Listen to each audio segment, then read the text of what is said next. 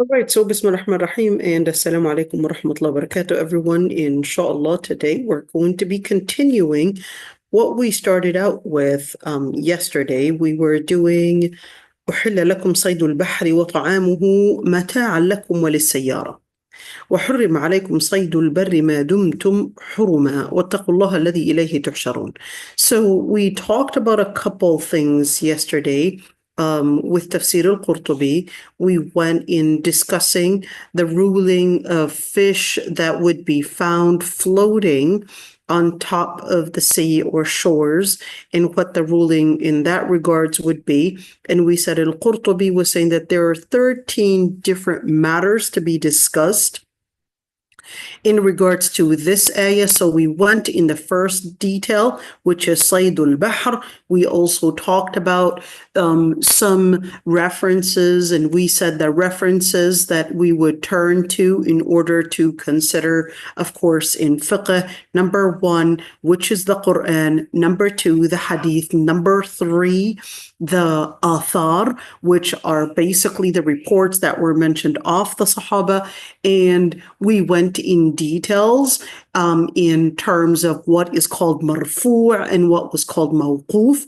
And we said marfu' would be something that would be traced to the Prophet ﷺ. Mawquf would be traced back to the Sahabi. In other words, it is, let's say, reserved to his opinion or interpretation and so forth. And we went in details with the word ta'amuhu. Is that really saying uhilla lakum saydul bahri, that this is talking about whatever you would hunt from the sea? And is this talking about the ta'amuhu, meaning those the fish, at least the sea animals that are floating or they're thrown at shore? Or are we talking about here the different plantations that are in the sea, like seaweed and so forth?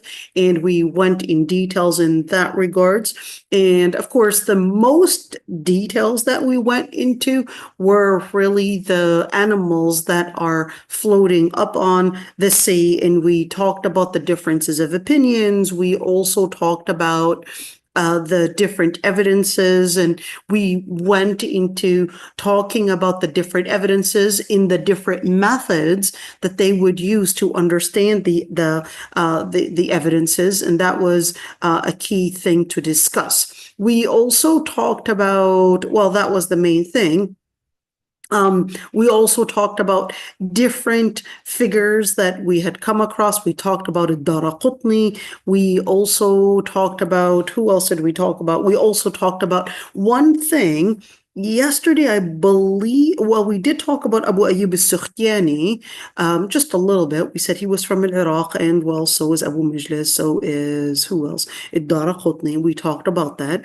We also talked about different stories in which basically happened during the time of the Prophet ﷺ, that regarded certain fish and so forth, and how they used that as an evidence to discuss certain things. But there was a mistake that I did slip into yesterday, which was when I talked about, where was it?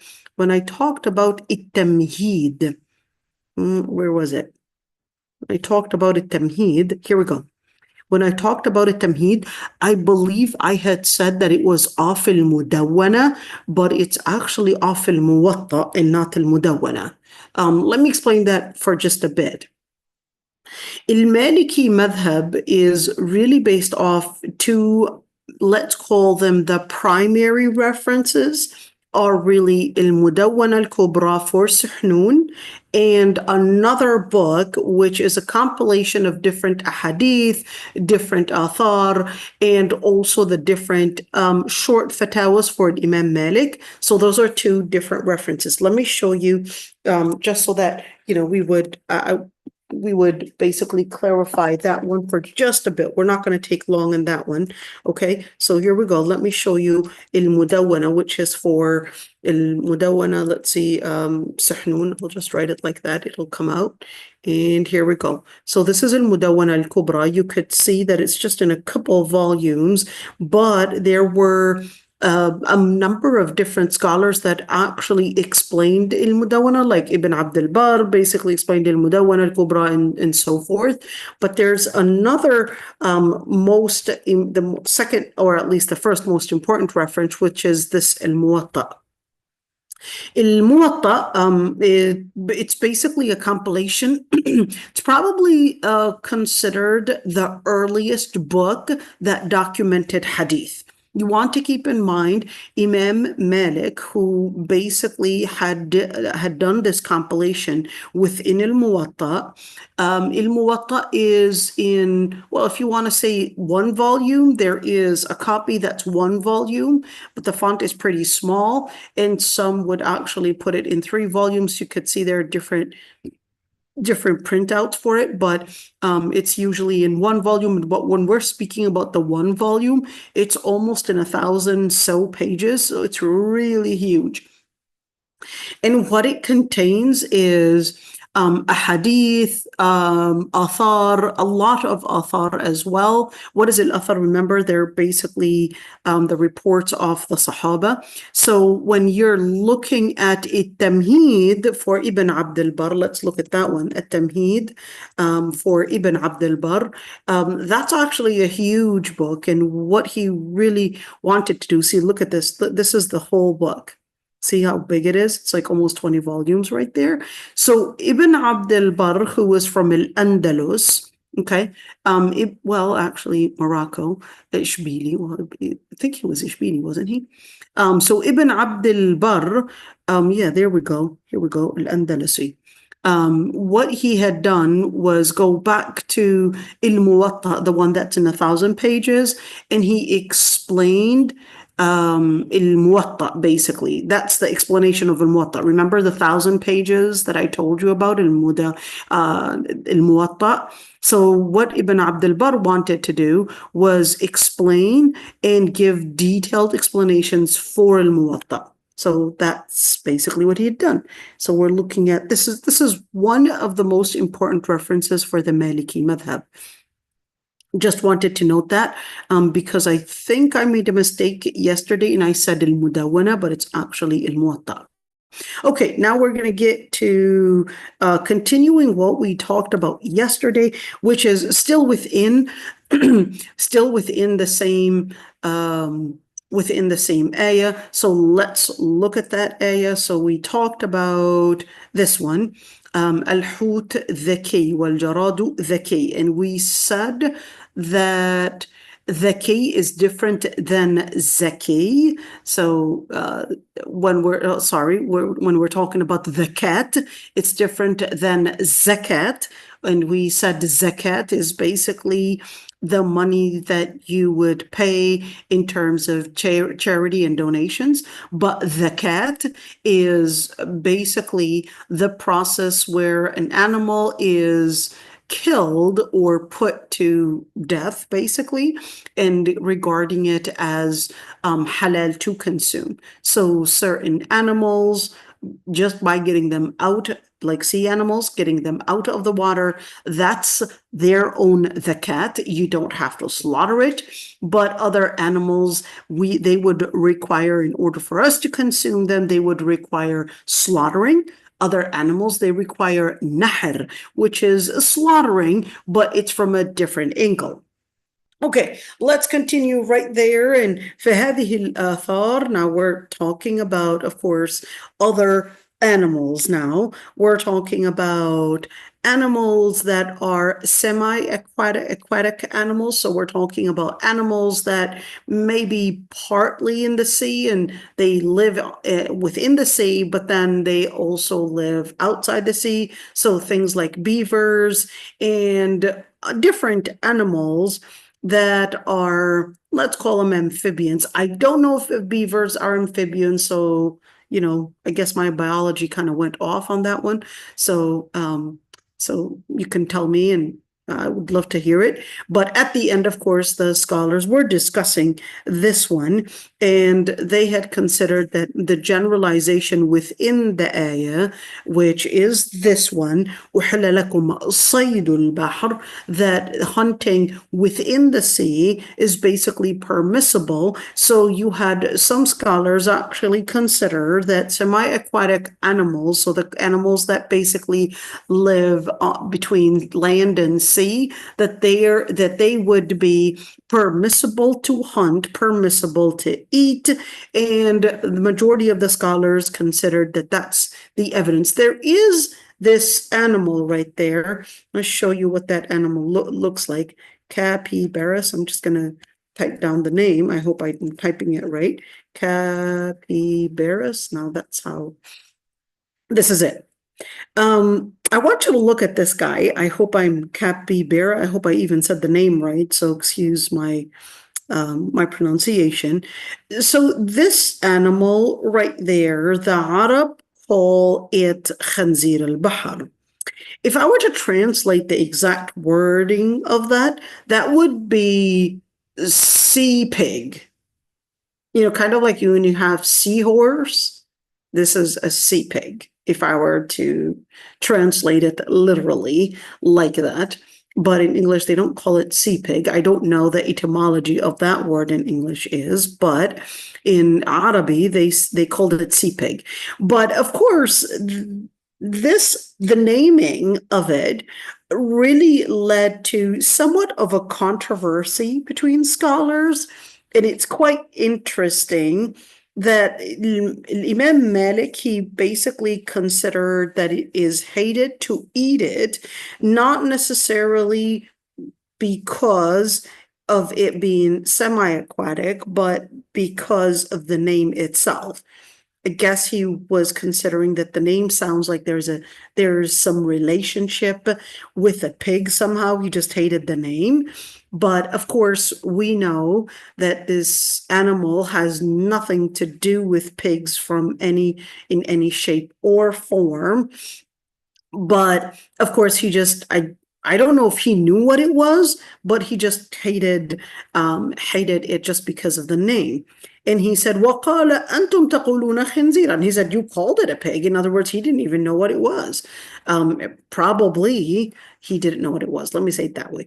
Shafi'i had said, well, there's nothing wrong with this animal. In other words, to consume it. And it's permissible to eat.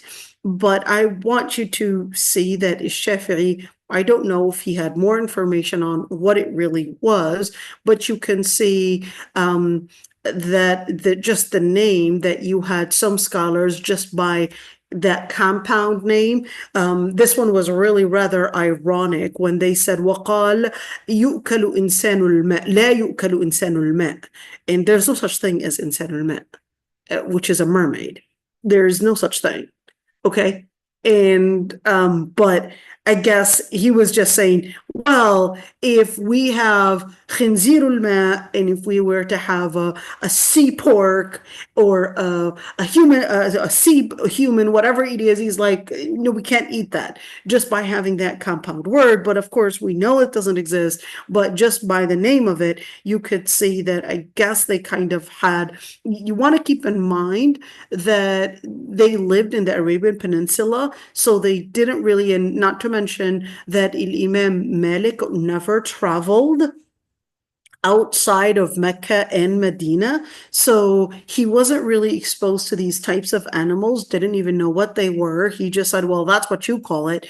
And I guess he just took the naming of it and the sound of it and not necessarily know what it really was. Versus a Shafi'i, he traveled, well, he went to Egypt, he went to Yemen, he went to Iraq. So certainly we have different rivers, different sea areas. He was familiar with it. So he said that it's permissible. But when you look at al-Layth, you want to keep who's al-Layth? Well, al-Layth is al-Layth ibn Sa'd. Al-Layth ibn Sa'd it was mentioned that he was even more scholarly than Imam Malik himself. Just to mention that. And he said, لَيْسَ بِمَيْتَةِ الْبَحْرِ بَأْسٍ. He said there's nothing wrong. When we say ليس بميتة البحر بأس, what is البأس? البأس is to mean sin. البأس is to mean sin. So if I were to say لا بأس, it can mean I'm okay, and it can also mean لا بأس, depending on the context. It can mean that there is no sin, that there is no sin. Okay, so he said ليس بميتة البحر بأس. قال وكذلك كلب الماء وفرس الماء. And therefore, based on that, he said all the sea animals, there's no harm / no sin in consuming them, and therefore sea dogs / seals, but in Arabic they're called كلب البحر, sea dogs. Okay, just like you would say seahorses, the Arab would call them sea dogs. Okay, and those are actually referring to the seals. I know seals bark. I don't know if in English it's called a bark, but they do make a barking sound. But I don't think in terms of evolution, whether they trace in any shape or form to dogs whatsoever. Wait a minute. Why did we even say evolution? Let me explain this. So, is it haram to believe that any animals had evolved from other animals? So, modern scholars actually had differences of opinions on that. What is evolution? We're talking about evolution. There are two types. There's the random evolution, and there's the selective. Okay, so when you're talking about believing that evolution happens randomly and it just happens with its own willpower, its own generation, and that matter basically has its own energy, its own buildup, and where it basically is capable of designing itself, capable of reforming and recreating itself, that would be haram to believe that Allah subhanahu wa ta'ala was not the one that is the power or the force to make such things happen. Okay? But to believe that it is possible, or that, yes, different animals may have evolved from probably different cells, different animals, etc., and that they basically evolved one after another to becoming what they are today. If you are to say this is selective and where Allah subhanahu wa ta'ala was the one to make such things happen by his will, etc., then in that situation, that would not necessarily be kufr, that would not be haram. But to include human beings as part of this evolution, that's where the problem happens. Because if you were to say that Adam or human beings had evolved from apes or chimpanzees or whatever it is, then in that situation, you're basically going to be disregarding the whole story that was mentioned about Adam alayhi salam and how he was created and what really happened, etc. Then in that situation, you are confusing your data and including human beings when Allah subhanahu wa ta'ala had mentioned that they are a separate creation from all the rest of the creations, and that Allah subhanahu wa ta'ala had anointed, selected Adam alayhi salam / human beings with certain potentials, with certain abilities, with certain wills, with certain purposes, and therefore the human creation is basically distinguished and different and separate from the rest of the different perhaps evolution that happened to the rest of the animals or perhaps plants as well. Okay, just wanted to note that one. So when we're looking at animals here, calling it, for example, sea dog, is it in any shape or form evolved from any dogs or anything like that? Who knows? That's not my area, and that's not what we worry about. Just wanted to mention that one. Let's see. So what about the animals that would be part at sea and part at land? Is it permissible to hunt these types of animals? We're talking about amphibians here for a person that is in a state of ihram. Let's see. Malik Abu Mijlis, Ata, Sa'id ibn Jubayr. So who are these? So Malik is Malik ibn Anas. Abu Mijlis.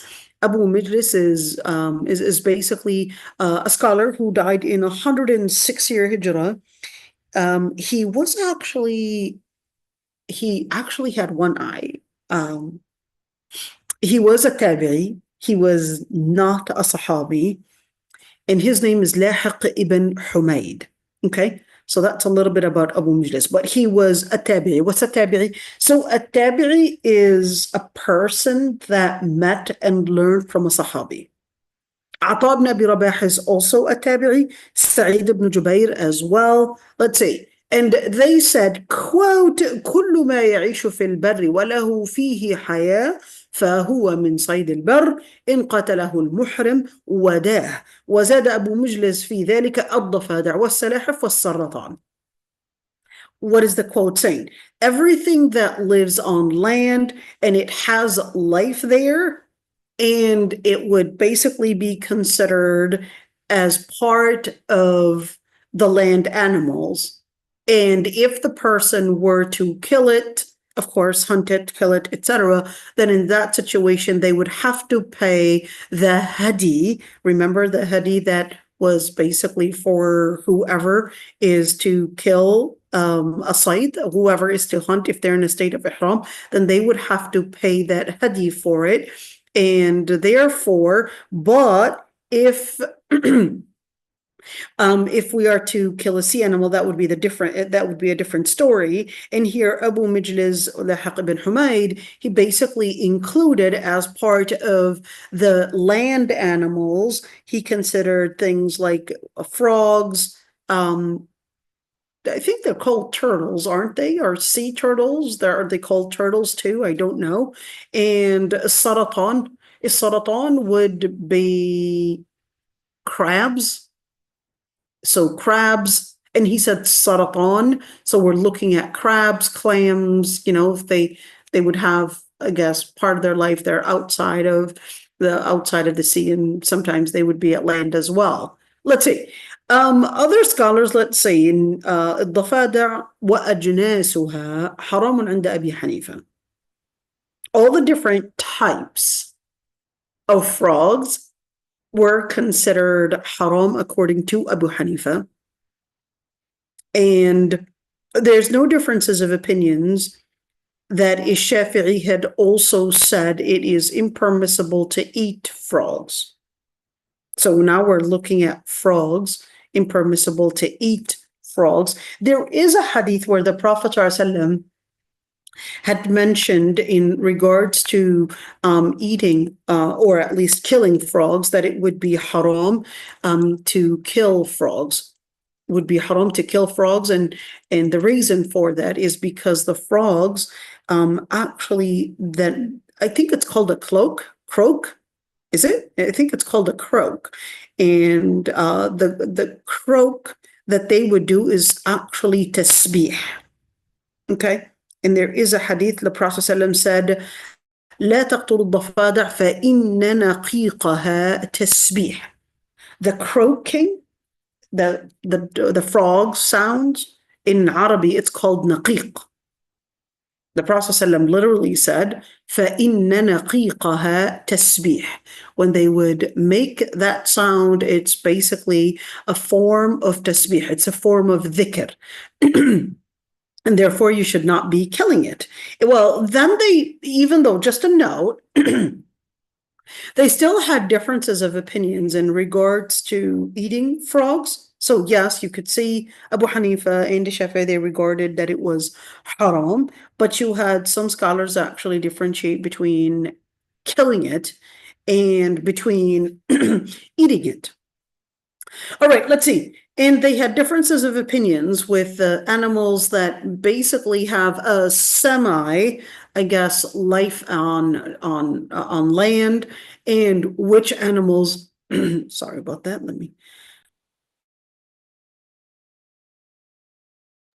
All right. So then they basically had differences, continue here, differences of opinions on the animals that basically have something like equivalent to it. So we're seeing some animals, they have some similar shape with something at sea, land, sorry.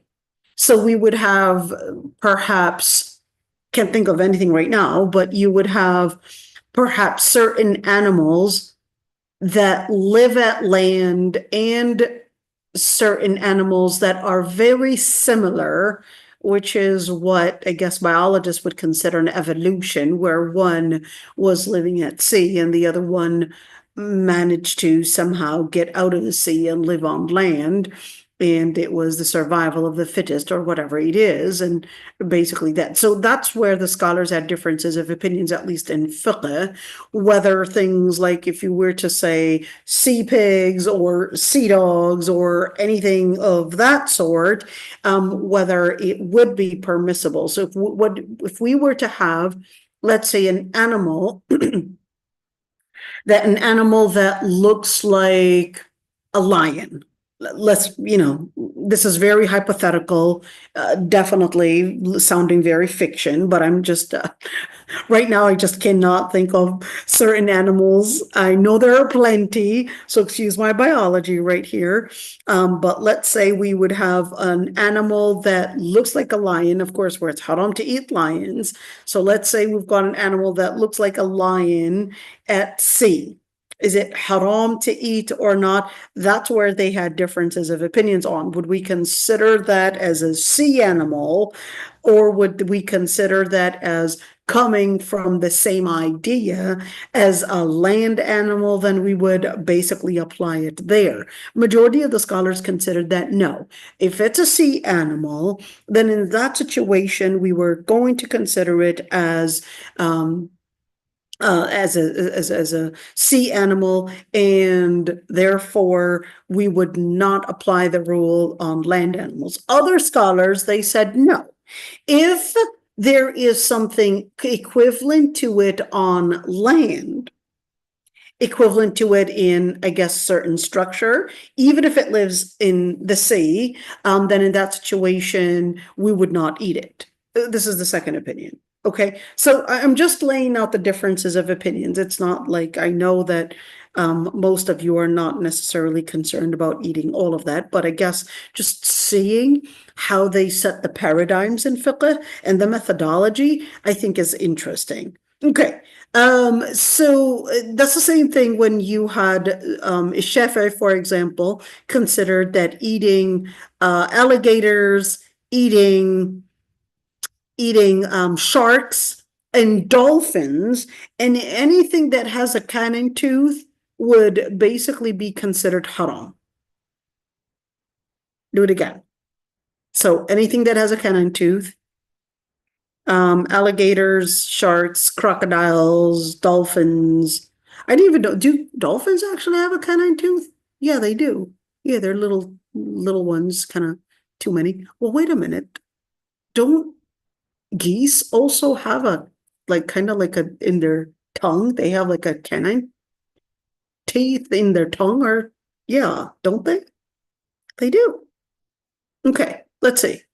I didn't really think of geese. I'm just wondering if a Shafi'i madhab, I would have to research that, because geese have like teeth and multiple canine teeth, kind of. I don't know if we can even consider those as teeth, but they really bite, and it's on their tongue, and they would be plenty.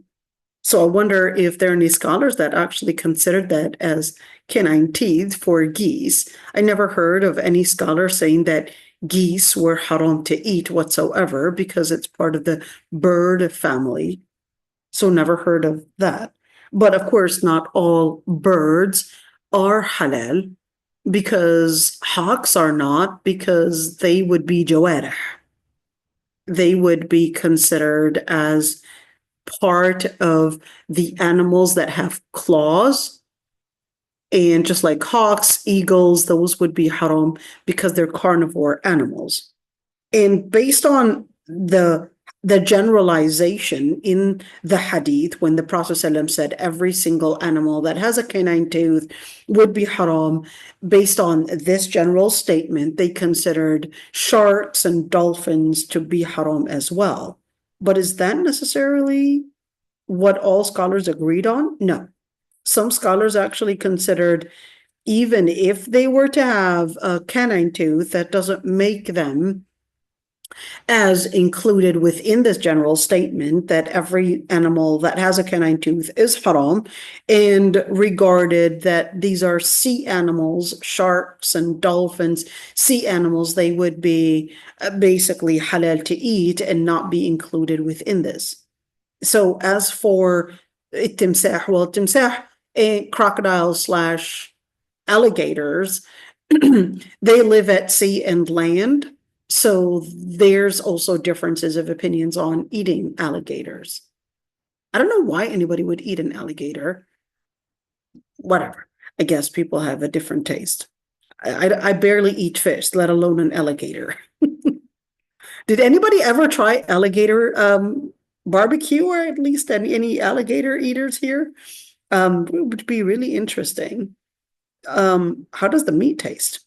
Okay, let's see. So Ibn Atiyah, who's Ibn Atiyah? Ibn Atiyah al-Andalusi, he basically said that ومن هذه أنواع لا زوال لها من الماء. Some, it looks disgusting to you. I know, the alligator itself, I think the alligator looks ugly, to be honest. I wonder how, I hope I didn't hurt its feelings, but anyhow, ومن هذه أنواع لا زوال لها من الماء. So some of the sea animals, so Ibn Atiyah basically had a different classification. Ibn Atiyah, he said, we would look into one, if those animals, they would basically live their life solely and are exclusive sea creatures, then for sure they are sea creatures and they would not be considered haram to hunt or consume. Okay. And as for, and he said, وعلى هذا خرج جواب مالك في الضفادع فإنه قال الضفادع من صيد البحر. So you could see الإمام Malik, he basically said في المدونة, what did he say? That الضفادع and frogs are basically considered from sea hunting. So does that mean it's permissible to eat? Let's see. And it was narrated off, here's a second opinion, of Ata ibn Abi Rabah. We talked about Ata ibn Abi Rabah.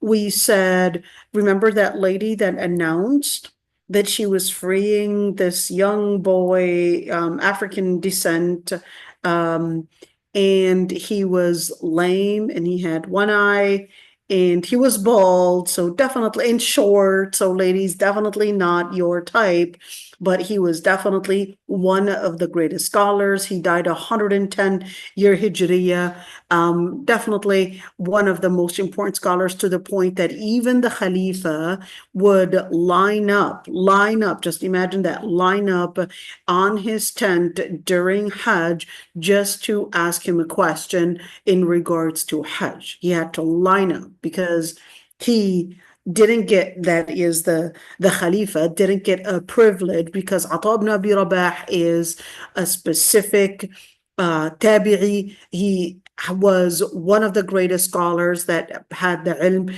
in al-Hajj. So we talked about him. All right. But he had actually mentioned, that's the second opinion that was mentioned off Ata ibn Abi Rabah, that we're going to look at the majority of the time and where that animal lives in. So if we're looking at, is this going to be considered a sea catch or is it a land catch? And then we would basically see majority of the time spent, meaning that animal's time, Is it going to be, do they spend more time at sea or do they spend more time at land? Where do they reproduce? Do they reproduce at land or sea? Where do they put their, I guess, their eggs, lay their eggs or lay their, I guess, their babies in? And that's going to determine whether this is a sea animal or not. Let's see. Abu Hanifa had a different, I guess, takhrij. And what takhrij is, it's basically a different way of laying out a paradigm. And he said, in what is accurate in regards to what is considered a sea creature, or whether it's a saydu barrin, is yar'a wa ya'kulu al-hab. Said if we were going to see and distinguish a sea creature from an animal, well, a land creature, we're going to see whether they eat different vegetations. We're talking about basically seeds, or perhaps that they would eat on land, then therefore we would consider that that's a land animal. Let's see. Oh, I want to make the story short. Let's see, Ibn al-Arabi. Ibn al-Arabi, Maliki madhab, and he said, to make the story short, of course, he said, الصحيح في الحيوان الذي يكون في البر والبحر منعه لأنه تعارض فيه دليلان، دليل تحليل ودليل تحريم، فيغلب دليل التحريم احتياطا والله أعلم.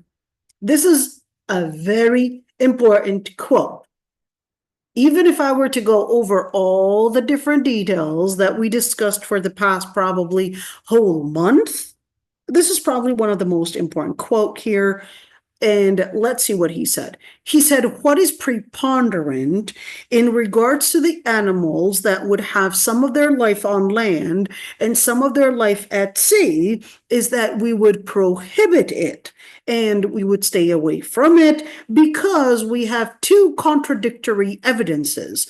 One evidence is showing and indicating that is permissible. Another evidence is indicating that it is forbidden. So in that situation, we would basically let the evidences that consider it as haram would take over just in case. Now, I want you to look at this one. When we're having differences of opinions, there is a general قواعد فقهية or قاعدة فقهية. It's basically called الخروج من الخلاف أولى. الخروج من الخلاف أولى.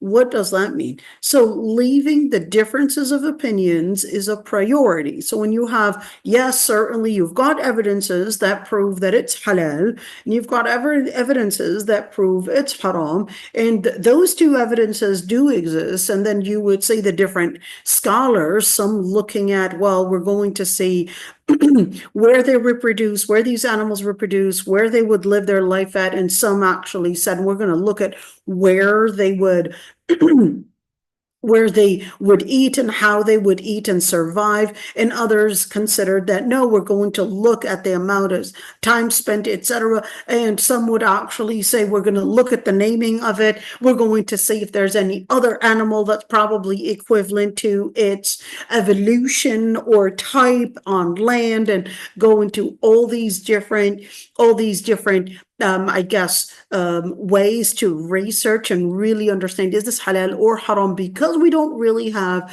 any evidence to prove whether these types of animals are halal or haram. So that's why when you have all these differences of opinions, Ibn al-Arabi tells you, make the story short. Yes, we do have strong evidences to prove that it's halal, and we even have strong evidences to prove that it's haram.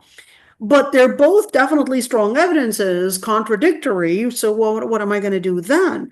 Well, what you're going to do is that the best thing is to stay on the safe side and basically leave, I guess, consuming such animals to stay on the safe side.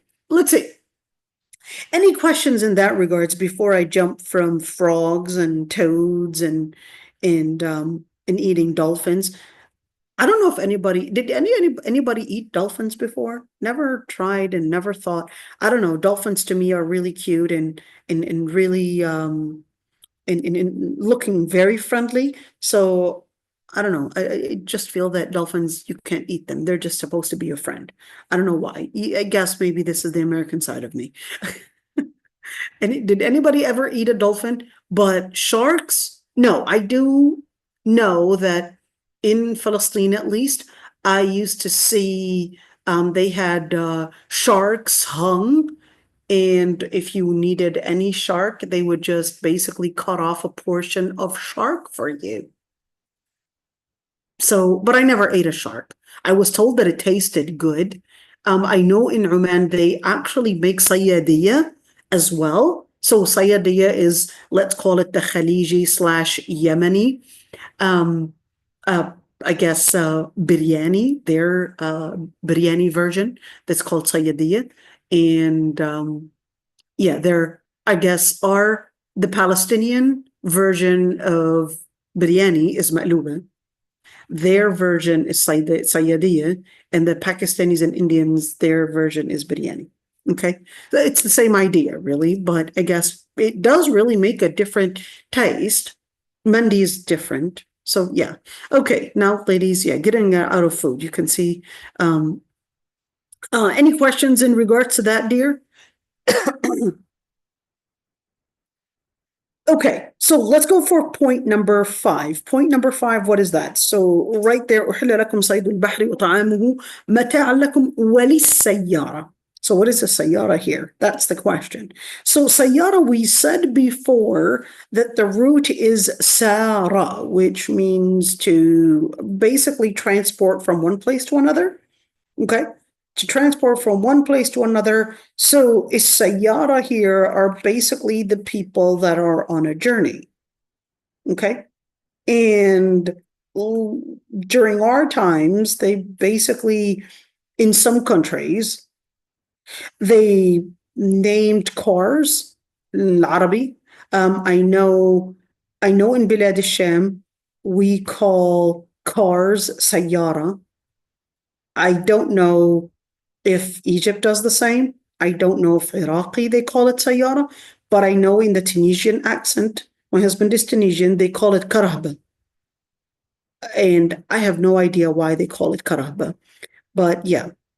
So anyhow, let's look at Maybe a sayyara. that's just some of the French influence from. I don't think so, Nora, because the voiture in French. I mean, I don't know because I don't know French, honestly. So in French, it's voiture, so it wouldn't be. I studied French for 6 years, so it's not at all tracing back to French. I wonder if Algerians, I don't know what Algerians call the car, but yeah, okay, forget that one. Okay, so then the question is, if this is saying that it is permissible to hunt the sea animals and sayyara would be the ones on a journey, they would also be permitted to hunt the sea animals. So the person on a journey. So what about the person that is not on a journey? Okay, let's see. So للسيارة, he said, فيه قولان. There are two different interpretations. Number one is that this is in regards to a person that is traveling, which is المسافر, and المقيم is a resident. And he said, well, we've got a hadith where Abu Ubaidah, that they had eaten that sea animal, basically, remember the sperm whale that was on the seashore while they were traveling. And the Prophet ﷺ, who was not traveling, remember they had brought some of that whale that they had basically found, and the Prophet ﷺ tells them to give him a share as well. And they gave the Prophet ﷺ a share of that sea animal. So the Prophet ﷺ was not a traveler because he was a resident, and they came over to tell the Prophet ﷺ their adventure and what they had basically encountered in regards to that sea animal that they found on shore. So the Prophet ﷺ, who was not a traveler, tells them, well, give me a share. Okay, so he basically eats from it. Okay, so here the first opinion said, well, Allah subhanahu wa ta'ala is indicating that it would be halal for anybody that is a resident as well as it would be halal for a person that's on a journey. Okay, let's see.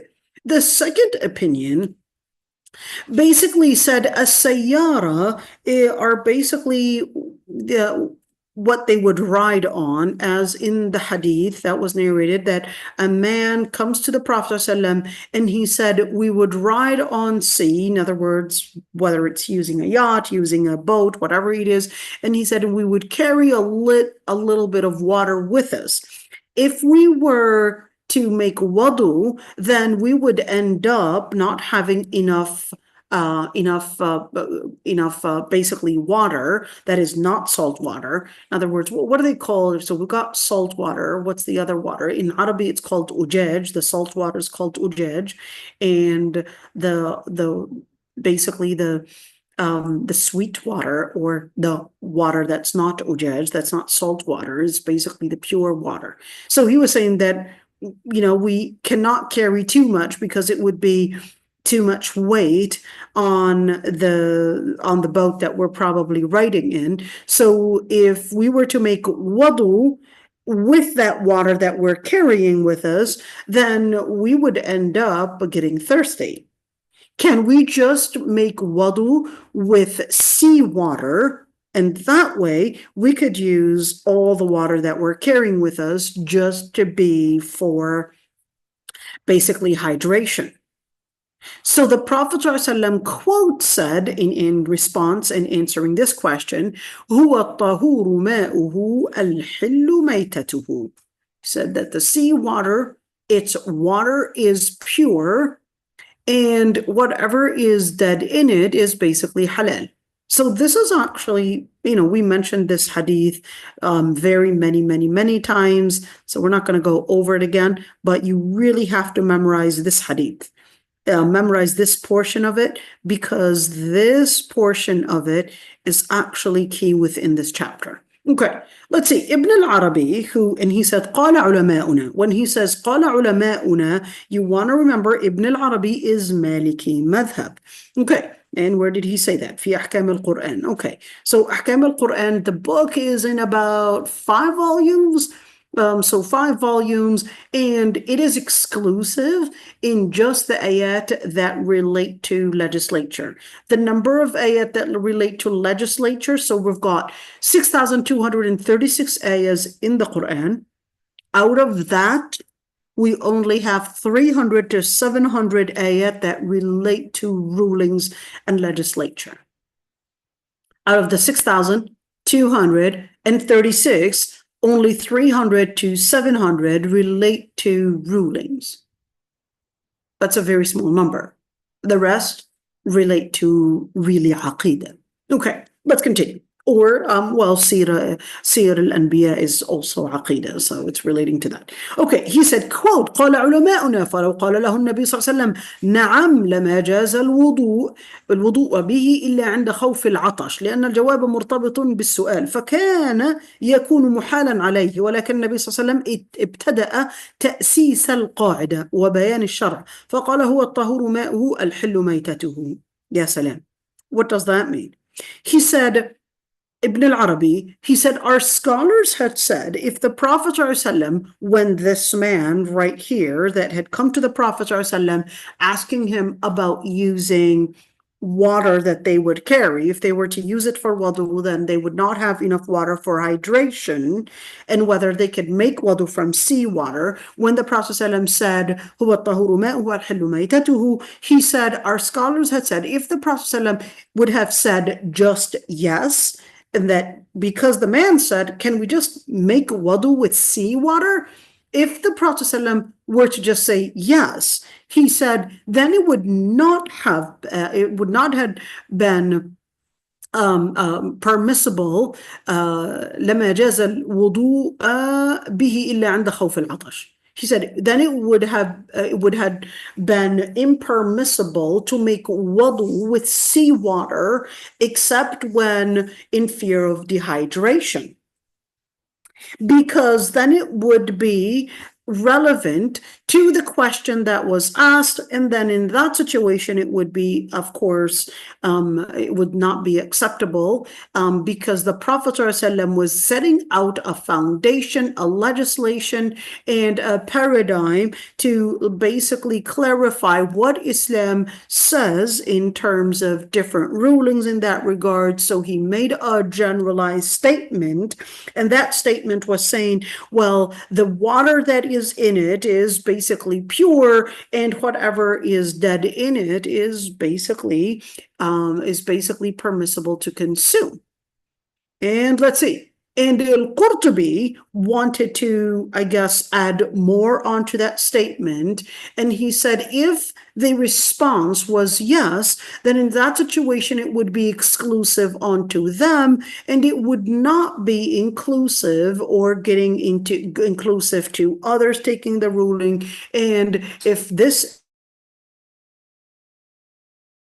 ayah لولا ما تقرر من حكم الشريعة أن حكمه على الواحد حكمه على الجميع إلا ما نص بالتخصيص عليه. And this is important. You could see that, of course, we would see right there just this generalized statement. It's basically letting us know that we cannot consider any ruling in Sharia as exclusive to one particular person, one particular being, unless there was evidence to show that this is exclusive to that person, to that situation, to that that Sahabi or whatever it is. Then in that situation, we would not consider that as inclusive to anyone else. So I just wanted to note that one. And that's why you could see the Prophet ﷺ even told Abi Burda about al-anaq, ضحي بها ولن تجزئ عن أحد غيرك. When he said ضحي بها, slaughter it, and it would not be inclusive to anyone else but you. So in certain situations, the Prophet ﷺ did make it clear that this would not be to anyone else doing the same rule, but this was exclusive to one particular Sahabi or one particular situation. And we would not necessarily always take the statements as inclusive. But the general default ruling is that everything is supposed to be inclusive to everyone unless we have evidence to prove that this is exclusive to one particular being. Okay, let's see. وَحُرِّمَ عَلَيْكُمْ صَيْدُ الْبَرِّ مَا دُمْتُمْ حُرُمًا. Now we finish with that one. حُرِّمَ عَلَيْكُمْ صَيْدُ الْبَرِّ مَا دُمْتُمْ حُرُمًا وَاتَّقُوا اللَّهَ الَّذِي إِلَيْهِ تُحْشَرُونَ. We're almost done with this ayah. So let's see. حُرِّمَ عَلَيْكُمْ صَيْدُ الْبَرِّ. التحريم. And what is التحريم? التحريم is basically right there, the adjective for حَرُمَ. Basically, the حَرُمَ, حُرِّمَ, and haruma, they're basically verbs. At-tahrim is basically an adjective right there, and saying, well, what is haram? Is it the actual hunting, or is it anything that's related to hunted animals would be haram? What is the ruling? Let's see. Majority of the scholars had said it is not permissible for a person in a state of ihram to accept, okay, a hunted animal, even if it was given to them as a gift. They're not permitted to buy a hunted animal, not permitted to hunt it, and not permitted to basically process in any form or shape of any form of ownership. And there's no differences of opinions between scholars, because the generalization in the ayah would basically mean that this would be haram on a person in a state of ihram. So we're not talking about consumption alone, but we're talking about ownership as well. So even if the person owned owned a hunted animal, they basically have to get rid of it. They're not allowed to keep it, and they're not even allowed to buy one. They're not allowed to relate to hunted animals. That's only for a person in a state of ihram, not a person that is in a state of halal. State of halal is not the opposite of in this situation. Of course, we're speaking about a person that is not a muhrim. A person that's not a muhrim is called a person that is in a state of halal. All right. And therefore, they have a different ruling. Let's see. Scholars have differences of opinions if a person that is in a state of ihram and they were to consume something from the hunted animals. So you could see that some narrations of Sahih عن عثمان بن عفان quoted إنه لا بأس بأكل المحرم الصيد إذا لم يصد له ولا من أجله. That there was an authentic narration of Uthman bin Affan, okay, that he had said that there's no harm / there's no sin if the person in a state of ihram had eaten from a hunted animal if it was not hunted for their sake. So let's say someone hunted and basically is a hunter, and then they would go into the market and they would basically, let's just assume that they hunted deer. And of course, we know that deers, they're not domesticated, so possibly we know that this is a hunted animal. And here it is, we've got this kiosk or we've got this this market that's selling deer barbecue sandwiches, and you were wondering if it's haram for you to eat or not. That wasn't hunted for you specifically, but it was something that this person was hunting for his own business. Okay, so some scholars actually considered that it would be permissible if it was not hunted for you, and the reason for that, okay, is that the quote the Prophet ﷺ said, صيد البر لكم حلال ما لم تصيدوه أو يصد لكم. Here's a quote, that the hunted land animals are halal as long as you are not the one hunting it or it's not hunted for you. Okay, well, let's see. Abu Isa, who's Abu Isa? It's basically Tirmidhi.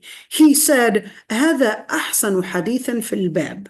That is, Shafi'i had said that this is the best hadith. When we say the best hadith, that's basically to tell you that that's the most authentic hadith within. When we're speaking about bab, we're speaking about this chapter of discussion, which is, can a person that is in a state of ihram eat from animals that were hunted and then probably sold in the market, or they weren't hunted for you specifically? Okay, so just wanted to note that one.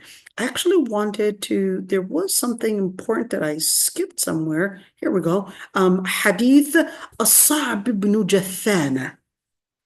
There is another hadith. We're going to talk about that. I think it's going to come out right now. Let's see, what is that? If a person were to eat, فإن أكل من صيد صيد من أجله فداه. What does that mean? If a person were to eat from any hunted animal that was hunted for your sake, fadah. What does fadah mean? Fadah actually means you're going to pay the blood money / the hadi / the kafara, the expiation for it, which is right here mentioned in this ayah. So that's basically what he means by fadah. Because when you say il-fidya, yes, definitely, it can mean ransom, it can mean compensation, it can mean expiation, it can mean to pay the fine for it, etc. So this would be right there, we're speaking about a metaphor. So when he says fadah, just to clarify that one. Let's see. What if this animal was not hunted for a specific person? Okay, let's see. اختلف قول مالك فيما صيد لمحرم بعينه والمشهور من مذهبه عند أصحابه أن المحرم لا يأكل مما صيد لمحرم معين أو غير معين، ولم يأخذ بقول عثمان لأصحابه حين أتي بلحم صيد وهو محرم: كلوا فلستم مثلي لأنه صيد من أجلي. وبه قال طائفة من أهل المدينة. So you want to keep in mind right there, Imam Malik, basically differences of opinions, I guess, in the Maliki madhab, and even what was narrated off in Imam Malik, if this was hunted for a specific person that is in a state of ihram, and what was famous upon his madhab and upon most Malikis, that that a person in a state of ihram does not eat what was basically hunted for a particular person, or whether it's for a non-particular person or a particular person, and did not necessarily embrace this hadith that we had said and narrated before, which is this one, that Uthman bin Affan had said that it is permissible, لا بأس, when we say لا بأس, meaning it is permissible to eat بأكل المحرم الصيد إذا لم يصد له, that it would be permissible for a person in a state of ihram to eat from what was hunted, as long as it wasn't hunted for him, or hunted basically من أجله. Well, what's the difference here? The difference is يصد له ولا من أجله. So يصد له, he probably hired someone to hunt it, or someone wanted to do him a favor and basically hunt it for him. So Uthman bin Affan considered that it's permissible as long as you are not the one directly hunting. But Imam Malik did not necessarily take this opinion, and because and in fact he had said ولم يأخذ بقول عثمان لأصحابه.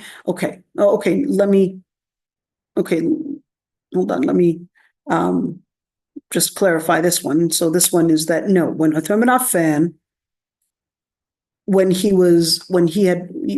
it was basically brought to him, some of the meat that was hunted when he was in a state of ihram, he basically said in this other narration, because you want to keep in mind that there was this narration in regards to Uthman bin Affan, that he said it's permissible as long as it wasn't hunted for you. But then there's another narration that he had said, كُلُوا فَلَسْتُمْ مِثْلِي لِأَنَّهُ صِيدَ مِنْ أَجْلِي.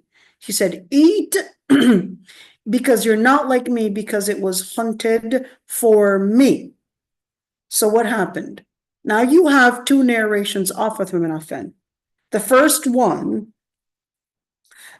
one was this one, that Uthman bin Affan basically had no problem as long as it wasn't hunted for you. And you had the other narration that Uthman bin Affan basically said, well, it was hunted for me, and therefore I can't consume it. Well, let's go for another opinion. Abu Hanifa. He said, it is permissible for al-muhrim to eat from the hunted animals in any way if the person that hunted the animal was halal. What does halal here? Halal means he's not muhrim. So if you're not a person in a state of ihram and you hunted, I guess, deers, and you basically you're not in a state of ihram, you hunted deers and you were doing it for your business, I guess, and you were selling it to the people during Hajj. Well, obviously, probably 99.9% of the people are in a state of ihram, at that moment. So you are not in a state of ihram, and you basically hunted these deers and you were selling it to these people during Hajj. Is that permissible? According to Abu Hanifa, he said that's permissible because he's the one that hunted it, not you. And regardless Of course, the person that hunted these deers, for example, he hunted it because he was doing it for his business during Hajj. Okay, so for sure, we know that it was hunted for the sake of all the people that were coming for Hajj. So it was basically for everyone there. And according to Abu Hanifa, he said whether it was hunted for you or whether it wasn't hunted for you, because this ayah said, وَلَا تَقْتُلُوا الصَّيْدَ وَأَنْتُمْ حُرُمٌ. Therefore, this ayah is saying you should not be killing the hunted animals while you're in a state of ihram, and not necessarily what others had hunted. So Abu Hanifa considered what is exclusive is not necessarily eating it, and it would be haram for you to hunt it, but not for haram for you to eat it if it was hunted by someone that is in a state of halal, meaning that they're not muhrim. Okay, what's the evidence that he basically used? Let's see. Hadith Abi Qatada an Nabi sallallahu alayhi wa sallam, إنما هي طعمة أطعمكموها Allah subhanahu wa ta'ala.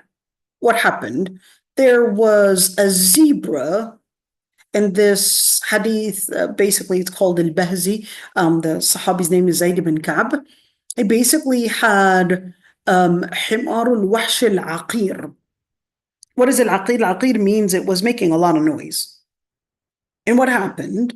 Abu Bakr as-Siddiq, he ordered that they would, after this zebra was basically slaughtered, that they would distribute it amongst them.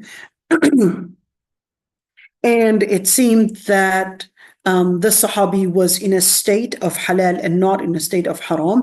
And then the Prophet ﷺ said it was a provision or food that was given to you by Allah subhanahu wa ta'ala.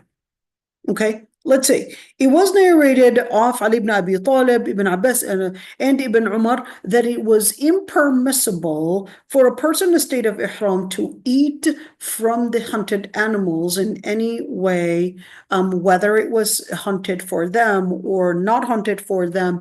And the reason for that is because the generalization in the ayah, which basically said, حُرِمَ عَلَيْكُمْ صَيْدُ الْبَرِّ مَا دُمْتُمْ حُرُمًا, that the hunting of land animals is going to be haram on you as long as you're in a state of ihram. So Ibn Abbas commented on that, and he said it was vague. It wasn't necessarily giving you a specific ruling. And the evidence that they used to prove that, they said, well, the Prophet ﷺ was given a zebra as a gift while he was in al-Abwa, but the Prophet ﷺ rejected that gift, and he basically, and of course, when the Prophet ﷺ had seen Sa'b ibn Jathama and how he was basically showing a facial expression of distress, why the Prophet ﷺ didn't accept his gift of what was given to him, which is the zebra. So the Prophet ﷺ then clarified to him, he said, إِنَّا لَمْ نَرُدَّهُ عَلَيْكَ إِلَّا أَنَّا حُرُمٌ. He said, the reason why I rejected it is because we're in a state of ihram. So who's a Sa'b ibn Jathama anyways? Let's look into Sa'b ibn Jathama. Sa'b ibn Jathama was a Sahabi. Let's look at over there. Sa'b, of course, obviously, he was a Sahabi. Let's see. He basically died 35-year Hijriya. Okay, Sa'b ibn Jathama. By the way, look at this one. This one was really rather strange, this one. So Sa'b ibn Jathama, his mother is Zainab bint Harb. Who's Zainab bin, why is that interesting? You know Abu Sufyan? Who's Abu Sufyan? Abu Sufyan, the main figure that was opposing and leading the people of Quraysh against the Prophet ﷺ. He was one of the main figures. And he's also the husband of Hind bint Utbah. Hind, she's the lady basically that was supporting her husband, Abu Sufyan, against the Prophet ﷺ. And guess what? Abu Sufyan is basically the father of Habiba, the Prophet's wife. Okay? The Prophet Habiba, that was her father.